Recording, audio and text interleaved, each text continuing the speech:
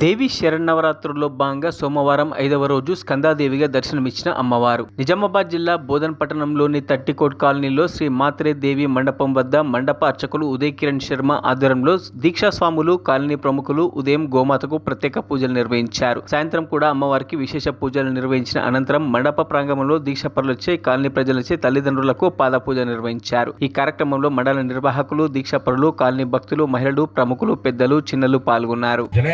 పుష్పేన దైవం నమస్తేన ధారయామి. గోమాతకి 3 ప్రదక్షిణలు చేయాలి. జంట 3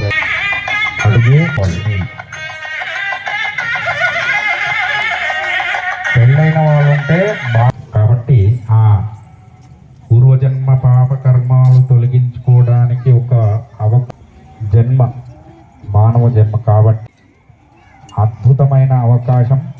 అందులో నవరాత్రులు అవ్వడం సేవతోనే ముగిస్తున్నది. మీకు కన్యాదానంలో మహాన్నతమైన ఫలిస్తే పిల్లవాళ్ళు కూడా ధర్మం ఆచరిస్తారు. Very good.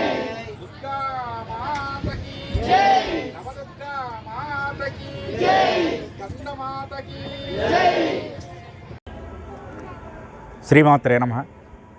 బోధన్ పట్టణంలో ఇక్కడ తట్టికోట్ కాలనీలో గత 3 సంవత్సరాలుగా దుర్గాదేవి శరన్నవరాత్రి ఉత్సవాలు ఘనంగా జరుపుకుంటున్నారు. అందులో భాగంగానే ఈసారి కూడా ఈ ఉత్సవాలు ఘనంగా జరుపుకుంటూ ఈరోజు 5వ రోజు అమ్మవారి యొక్క అవతారం స్కందమాత యొక్క అవతారం అవ్వడం వల్ల ఈరోజు విశేషంగా ఈ మండపం వద్ద దీక్ష స్వీకరించిన భవానీలు, తర్వాత తదితరులు అంటే ఈ కమిటీ సభ్యులు కావచ్చు, మిగతా వాళ్ళు కూడా వాళ్ళందరికీ ఈరోజు పాదసేవ అంటే తల్లిదండ్రుల పాదసేవ ఒక కార్యక్రమాన్ని నిర్వహించడం జరిగింది. ఈ పాదసేవ ఎందుకు చేయాలి, తల్లిదండ్రుల యొక్క పాదసేవ ఎందుకు చేయాలి? నవరాత్రి ఉత్సవాల్లో మనం అమ్మవారి యొక్క పూజలో నిమగ్నమై అమ్మవారి యొక్క కృపకు పాత్రలు అవుతాం. అమ్మ అంటేనే మనకు ప్రత్యక్ష దైవం, మన ఇంట్లో ఉన్న అమ్మ, మన ఇంట్లో ఉన్న తల్లి.